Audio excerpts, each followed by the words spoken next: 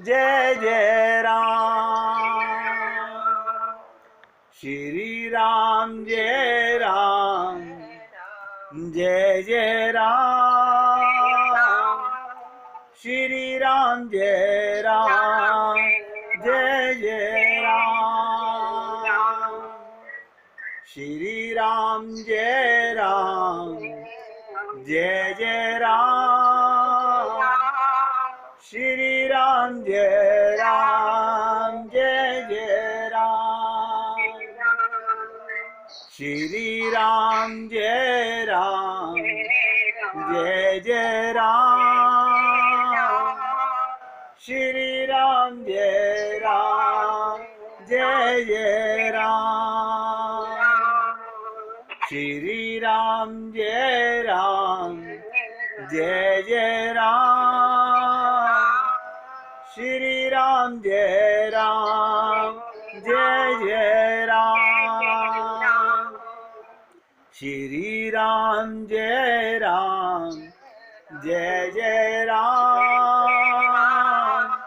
श्री राम जय राम, जय जय राम।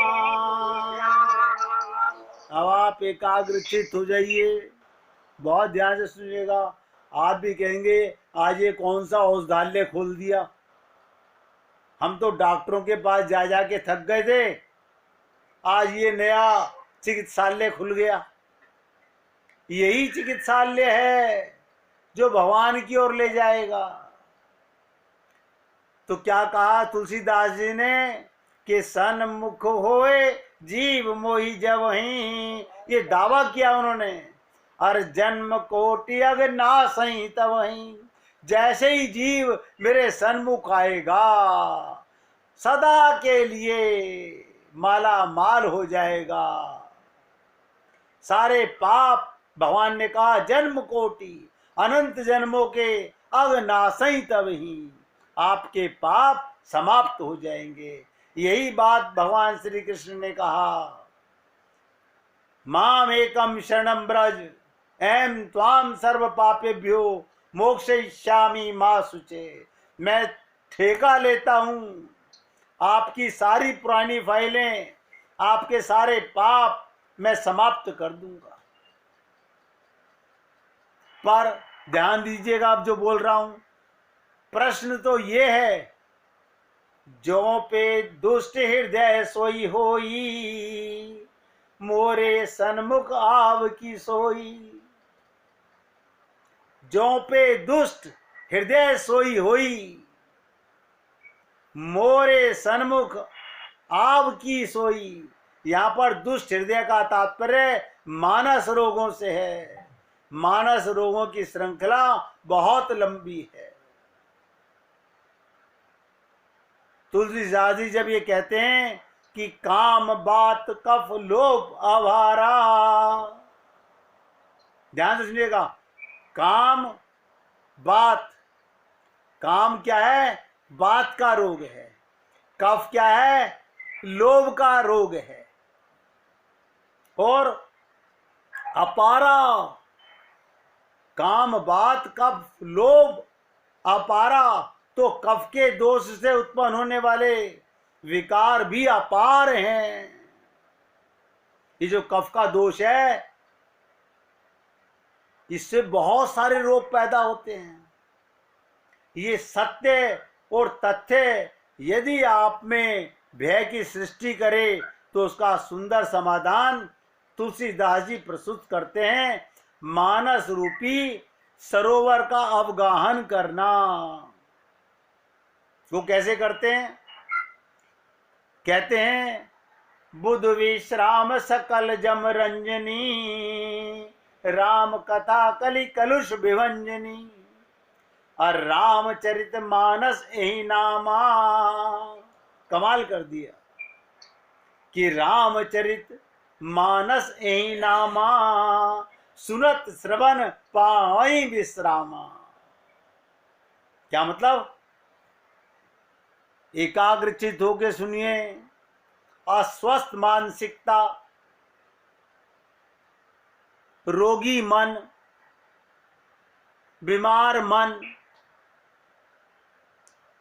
हमने तो आज तक कभी देखा ही नहीं, हमारा मन भी बीमार है, हमें पता ही नहीं चला। कोई थर्मामीटर, कोई इसकी टेस्टिंग होती हो लेबोरेटरी के अंदर, ब्लड लेकर के मालूम पड़ जाए। इनकी जांच संत के पास जाने से होती है। अभी पता चलेगा, आप लोगों को भी पता चलेगा, अनुभव आएगा। जैसे नाड़ी वैद्य को नाड़ियां देखने का तजुर्बा हो जाता है, ऐसे जब जैसे जैसे आप मेरे साथ इस प्रसंग में आगे बढ़ेंगे, आप लोगों को भी अपने आप ये तजुर्बा होने लगेगा। आपको मन के रोग जो अब तक नजर नहीं आ रहे थे, अब रोजाना नजर आएंगे। ये तो मेरे अंदर बीमारी है, ये तो मेरे अंदर बीमारी है। मैं तो शरीर का इलाज कराने भागता था, शरीर का एक्सरा करा रहा था, मन का एक्सरा तो कभी कराया ही नहीं, मन की टेस्टिंग तो कभी कराई नहीं। इसलिए कहा गया अस्वस्थ मानसिकता आपको शांति की नींद नहीं लेने देगी। नोट कर लो इस बात को, अस्वस्थ मानसिकता आपको शांति की नींद नहीं लेने देगी। तो देखिएगा, आध्यात्मिक औषधियां आपको थोड़े समय के लिए निद्रा में डाल सकती हैं। ये आधुनिक जो औषधियां हैं ना, आजकल लोग क्या करते हैं, मानसिक रोगी को सोने की दवा दे देते हैं। आप सोचेंगे उससे रोग समाप्त हो गया, कभी नहीं हो सकता। इसलिए कहा गया आधुनिक औषधियां आपको थोड़े समय के लिए निद्रा में तो डाल सकती हैं, पर आपका पीड़ित, तनावग्रस्त, अवचेतन विविध प्रकार के स्वप्न द्वारा आपको सुक्षिप्त का आनंद नहीं लेने देंगी। असली आनंद तो मिला ही नहीं। जिसको भगवान के प्रेम का मजा नहीं लगा, जिसे भगवान के प्रेम का मजा नहीं लगा, जिसने मनुष्य शरीर में आकर के, पहले पुरानी दिल्ली में आके लोग कहते थे आपने दरीबा कला के नुक्कड़ पे जलेबी खाई है। मतलब लोग आप चांदनी चौक में उस जलेबी की बड़ी तारीफ करते थे कि आपने उसकी जलेबी, आप तो हजारों जलेबियों की दुकान खुल गई है।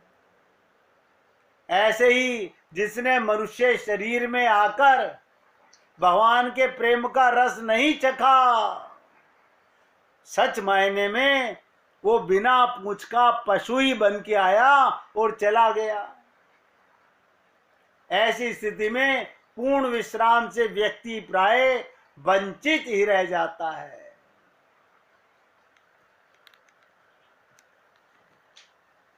देखिएगा, ये प्रसंग छोटा मोटा नहीं चलेगा। ये आपके साथ चर्चा कोई 10-15 दिन की नहीं है, ये बहुत लंबी चर्चा है। डॉक्टर कहते ना लंबा इलाज है आपके इसका, कहते ना आप लोगों को कि इसका ये रोग मारना है, जड़ से खत्म करना है तो लंबा इलाज चलेगा। ऐसे ही मैं आपको कह रहा हूं,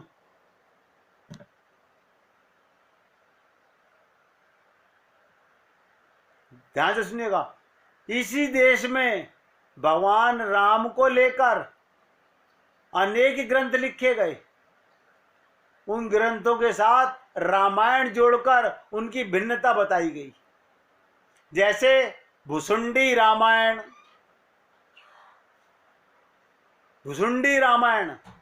लोमश रामायण, वाल्मीकि रामायण, अगस्त रामायण और गोस्वामी जी के माध्यम से प्रकट होने वाली जनमानस में रामायण के नाम से ही प्रचलित है, पर इसका नाम रामायण नहीं रामचरितमानस है। तुलसीदास जी बताते हैं इस ग्रंथ का नामकरण भी भगवान शंकर ने ही किया था।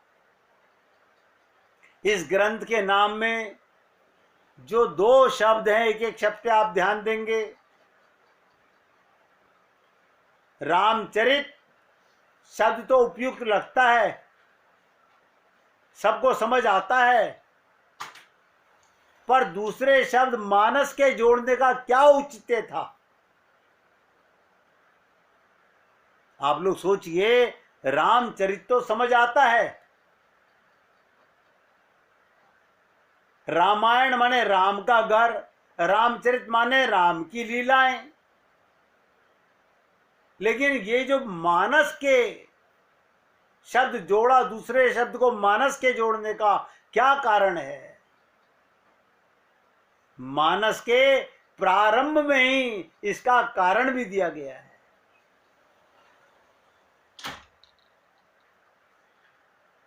लेकिन लोग इतनी गहराई से ना तो समझते हैं, ना जानते हैं, और ना समझना चाहते हैं। वो कहते हैं जी इतना टाइम थोड़ी हमारे पास, हनुमान चालीसा भी इतनी स्पीड से पढ़ते हैं कि हनुमान जी को भी सोचना पड़ता है कि किसने पूरी पढ़ी, किसने आधी पढ़ी। सच बता रहा हूं मैं आपको, हनुमान मंदिर में अगर एक साथ 50 लोग पढ़ रहे हैं तो हनुमान जी भी सोचते होंगे कौन पूरी पढ़ गया, कौन आधी पढ़ गया, पता ही नहीं चला। और हम बड़े खुश हो रहे हैं, जा बेटा हनुमान चालीसा करा। प्राचीन काल में भोजपत्र पर ग्रंथों को लिखने की परंपरा थी। भोजपत्र में लिखे जाते थे ग्रंथ। पूछा जा सकता है ये ग्रंथ कब लिखा गया तथा किस वस्तु पर लिखा गया? गोस्वामी जी इस संबंध में बड़ी अद्भुत सी बात कहते हैं। वो कहते हैं इस ग्रंथ की रचना किसी भोजपत्र या किसी कागज आदि पर ना होकर, ये कहां हुई इसकी रचना? मैं आप लोगों से हाथ जोड़ के निवेदन करता हूं, सुनिएगा। अगर प्रेम हो जाए भगवान से तो रिकॉर्डिंग को बार बार सुनिएगा। हालांकि मुझे पता है हमारे पास इतने काम होते हैं, हम कह तो देते हैं हम सुनेंगे, लेकिन सुनने का लोगों को मौका नहीं मिलता। अरे बाबा इतना टाइम थोड़ी है, टीवी भी देखना है, पिक्चर भी देखनी है, संसार में भी जाना आना है, रिश्तेदारी भी निभानी है, घर परिवार का काम करना है, ये किसके पास टाइम है? अब ध्यान सुनिएगा, ये भोजपत्र पे नहीं लिखी गई रामचरितमानस, और न ही किसी कागज पर लिखी गई। तो तुलसीदास जी ने क्या कहा? आप लोगों ने अगर रामचरितमानस को पढ़ा हो तो उसमें रामचरितमानस के शुरू में ही तुलसीदास जी ने इसको प्रकट कर दिया। भगवान शंकर के मन में इसकी रचना हुई है। ये किसी भोजपत्र और कागज पर लिखी हुई नहीं, ये भगवान शंकर के मन में रची हुई है। कैसे मालूम? भगवान तुलसीकृत रामायण में तुलसीदास जी क्या कहते हैं? रची महेश निज मानस राखा, रची महेश निज मानस राखा। इस प्रकार इस ग्रंथ की रचना बाहर नहीं भीतर हुई है। संसार में देखा जाता है कि व्यक्ति यदि कुछ लिखता है तो वो इसे किसी रसिक व्यक्ति को सुनाने के लिए व्यग्र हो जाता है। ये एक स्वाभाविक सी बात है, पर भगवान शंकर के भीतर ऐसी कोई व्याग्रता व्याकुल बिल्कुल भी दिखाई नहीं देती। महर्षि वाल्मीकि भी रामायण के रचयिता हैं। तमसा नदी के तट पर क्रौंच वध की एक घटना को देखकर उनमें कवित्व शक्ति का उदय होता है। वो देखते हैं क्रीड़ारत क्रौंच युगल पर एक बधिक ने बाण चलाने से क्रौंच पक्षी निष्प्राण होकर नीचे गिर पड़ता है। तो उनका हृदय वाल्मीकि जी का करुणा से भर जाता है और तब उनके मुख से एक पंक्ति बरबस बाहर निकल पड़ती है। ध्यान से सुनिएगा, वाल्मीकि रामायण में वाल्मीकि जी के सामने जब ये घटना होती है, बरबस उनके हृदय से एक पंक्ति कविता बन जाती है, जिसका जन्म करुणा से होता है। कहा जाता है कि वियोगी होगा पहला कवि, आहा से उपजा होगा गान, और उमड़ कर आंखों से चुपचाप वही होगी कविता अनजान। महर्षि वाल्मीकि विचार करते हैं, मैं इस कवित्व शक्ति का क्या उपयोग करूं? तो देव ऋषि नारद के समक्ष वो अपनी समस्या को रखते हैं। नारद जी उन्हें बताते हैं, इस शक्ति का उपयोग भगवान राम के चरित्र वर्णन में करने की धन्यता अनुभव कर सकते हैं। यानी वाल्मीकि जी को जब कवि बनने का शौक लगा तो नारद जी ने प्रेरणा दी, भगवान राम की लीलाएं लिखो। तो महर्षि वाल्मीकि तब रामायण की रचना करते हैं। इस तरह वाल्मीकि भगवान राम से उतने परिचित नहीं लगते जितने भगवान शंकर राम से परिचित हैं। भगवान शंकर को भगवान राम के व्यवहारिक स्वरूप का ही नहीं, तात्विक स्वरूप का भी ज्ञान है। इसलिए भगवान राम की विशेषताओं का वर्णन जिन शब्दों में किया गया है, भगवान शंकर के गुणों का वर्णन करने के लिए उसी शब्दावली का प्रयोग किया गया। तुलसीदास जी भगवान शंकर की वंदना करते हुए यही कहते हैं, देखिएगा, शंकर भगवान का ध्यान करते हैं और उनकी वंदना करते हैं, और क्या कहते हैं? नमामि शमीशान निर्वाण रूपम विहुम व्यापकम ब्रह्म वेद स्वरूपम। भगवान राम और भगवान शंकर में ऐसी अंतरंगता और अनन्यता है। तुलसीदास जी यहां तक कहते हैं, भगवान शंकर तो भगवान राम के सेवक, ध्यान दीजिएगा, सेवक, स्वामी, सखा, सीएपी के। देखिए कमाल की चीज, शंकर भगवान क्या राम के सेवक हैं, स्वामी भी हैं, सखा भी हैं, सीएपी के, और हित निरूपदी सब विधि तुलसी के सेवक भी हैं, सखा भी हैं और स्वामी भी हैं। मैं आपको इतनी डिटेल में क्यों समझाना चाह रहा हूं कि एक बार आपके चित्त में अगर प्रेम का बीजारोपण हो गया तो रोगों का इलाज संभव है। वाल्मीकि जी, महर्षि वाल्मीकि जी को नारद जी से भगवान राम के विषय में ज्ञान होने पर वो फिर ध्यान की स्थिति में रामायण की रचना करते हैं।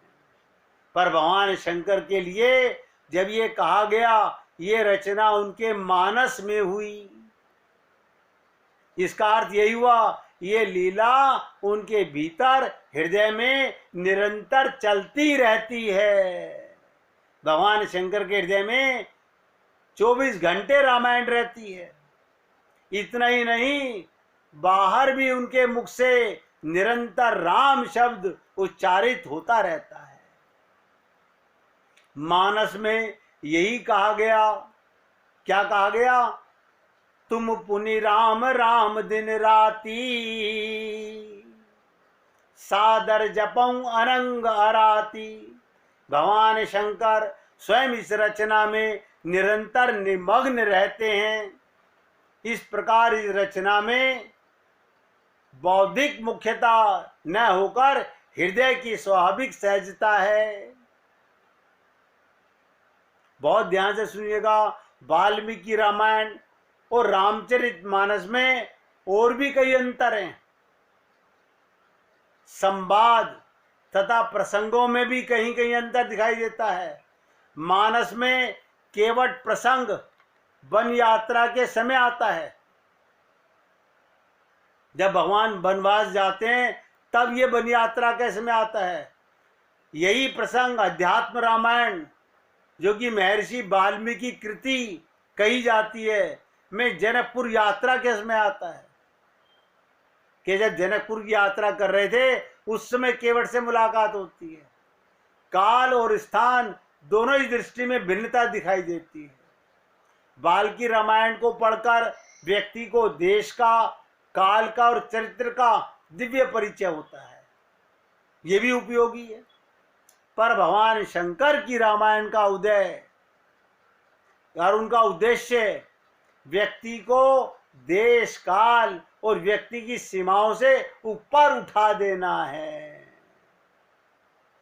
दोनों कृतियों में जो अंतर दिखाई देता है उसके लिए लोग कह देते हैं कि तुलसीदास जी भावुक भक्त थे, अथवा ये तो कवि की कल्पना है, पर तुलसीदास जी ऐसा नहीं मानते। उनके काल में भी लोग ये भेद का कारण पूछ रहे थे उनसे।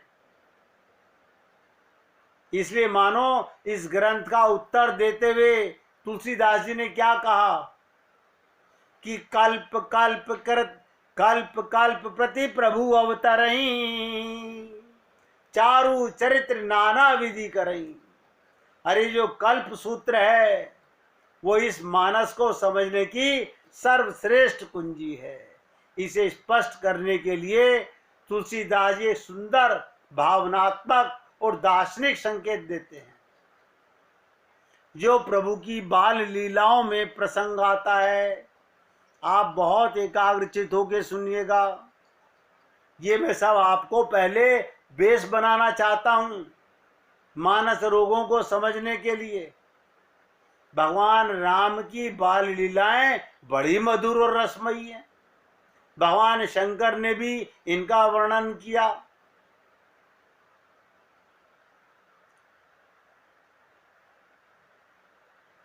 कहते हैं जो कुछ सुनता है उसे लिख देता है, पर भगवान शंकर सुनकर नहीं लिख रहे, अपितु देखकर लिखते हैं।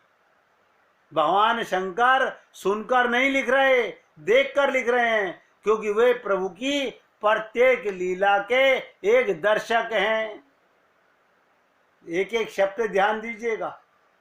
भगवान शंकर अपनी अर्धांगिनी पार्वती जी से भगवान राम की बाल लीलाओं की कथा सुनाते हुए यही कह रहे हैं। क्या कह रहे हैं? ओ रहूं एक कहूं निज चोरी है। भगवान शंकर कह रहे मैंने भी चोरी की। और आप लोगों ने रामचरितमानस के बालकांड में पढ़ी होगी। ओ रहूं एक कहूं निज चोरी, सुनु गिर जाति दृढ़ मति मोतोरी। और काग भुसुंडी संग हम दो, मनुज रूप जानई नहीं को। परमानंद प्रेम सुख फूले, बिथिन फिरई मगन मन फूले। क्या कह रहे हैं पार्वती जी से भगवान शंकर? वो कहते हैं कि मैं और काग भुसुंडी के साथ भगवान राम के जन्म उत्सव में सम्मिलित होकर उसका आनंद लेता। मैंने जब जब भगवान राम ने जन्म लिया काग भुसुंडी के साथ, मैं उनके जन्म उत्सव में भी गया। इतना ही नहीं, भगवान शंकर क्या कहते हैं?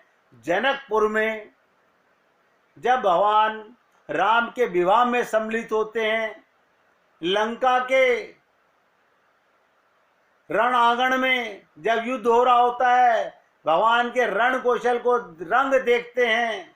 और अंत में भगवान राज्याभिषेक के अवसर पर भी उपस्थित होकर भगवान राम से उनकी अनयापनी अनपायनी भक्ति की याचना करते हैं। आप सोचिएगा, यानी भगवान शंकर जन्म के समय भी होते हैं, विवाह के समय भी होते हैं, और जब सीता जी का हरण हो जाता है उस समय भी आपने देखा सती के साथ में होते हैं, और जब युद्ध होता है तो वहां पर भी युद्ध देखते हैं। तो मानस काल की विस्मृति कराकर प्रभु की लीला का भागीदार बना देते हैं। और मैं आप लोगों से निवेदन करूंगा, जब तक आप रामचरितमानस में पात्र नहीं बनेंगे, जब तक आप एक रोगी की दृष्टि से मन के रोगी नहीं बनेंगे, तब तक इलाज संभव नहीं है। एक्सरे की मशीन उसी का एक्सरा खींचेगी जो एक्सरे की मशीन के सामने आके खड़ा होगा, जो चाहेगा कि मेरे रोग मालूम पड़े, जो अपने रोगों को छुपाना चाहेगा, वो कैसे कामयाब होगा? प्रभु की कृपा से व्यक्ति उनके दर्शन कर सकता है। भगवान शंकर कहते हैं भगवान की कृपा से व्यक्ति उनके दर्शन कर सकता है, उनकी लीलाओं में स्वयं एक पात्र के रूप में भाग लेकर प्रभु की दिव्य लीला चरित्र का रसास्वादन ले सकता है। यही चीज तुलसीदास जी ने अपनी रामचरितमानस में लिखी।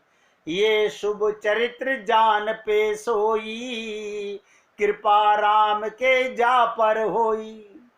ये रामचरितमानस की विशेषता और उद्देश्य है कि भगवान राम का चरित्र केवल इतिहास बनकर भूतकाल की वस्तु ना रह जाए, अपितु मानस के द्वारा आज सुने भी देखे भी, ध्यान से सुनिएगा, और उसमें सम्मिलित भी हों।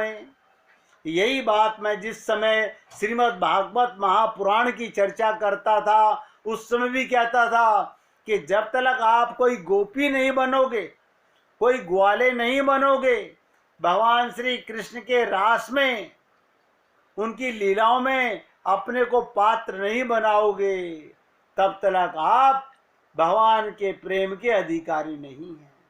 और यही बात मैं आप लोगों से यहाँ पर फिर निवेदन करता हूँ, अगर आप सुनिश्चित कर चुके हैं कि मुझे अपना कल्याण करना है, मुझे ऐसा लगता है प्रत्येक जीव चाहता है कि मेरा कल्याण हो, और चाहना भी चाहिए, तो आप सब लोग हृदय से दृढ़ संकल्प करके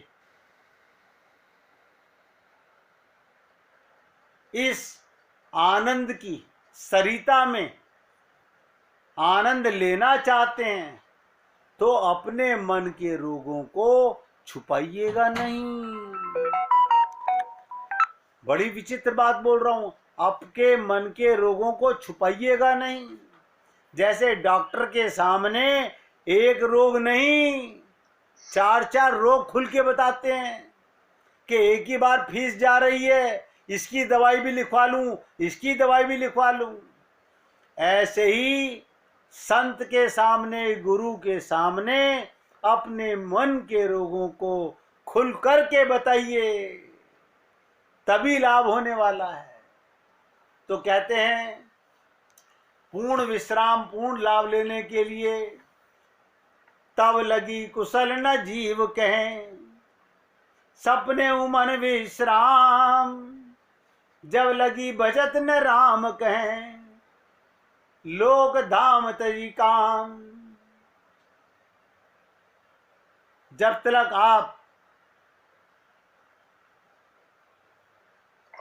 फिर सुनिएगा, तब लगी कुशल न जीव कहें, तब तक ये जीव कुशल नहीं है मनुष्य।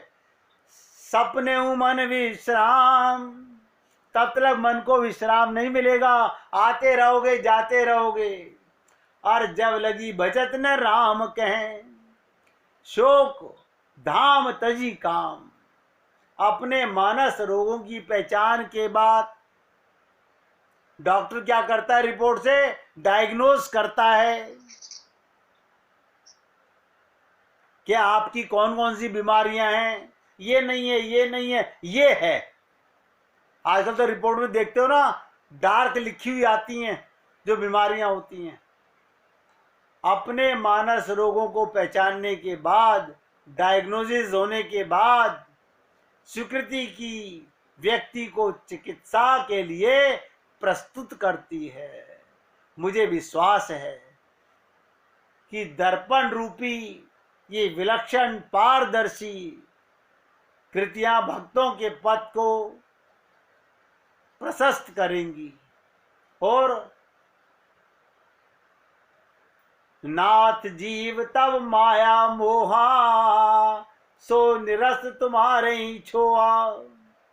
इसलिए आज मैं आपको यहीं पर निवेदन कर रहा हूं कि आप सब लोग, ये तो पहले दिन की चर्चा है, अभी चर्चा बहुत लंबी होनी है।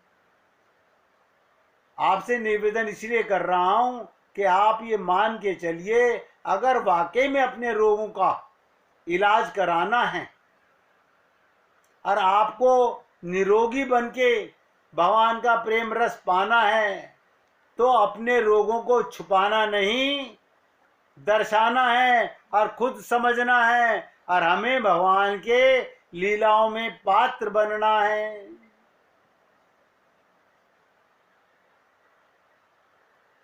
और ये कब होगा? जब आप पूर्ण अपने ऊपर कृपा करना चाहेंगे। जब आप अपने आप पर, देखिए, सब पर कृपा तो आप करते ही रहते हैं, परिवार पर कृपा कर रहे हैं, रिश्तेदारों पर आप कृपा कर रहे हैं। कभी ये भी सोचिएगा कि मैंने कभी अपने आप पर भी कृपा की है।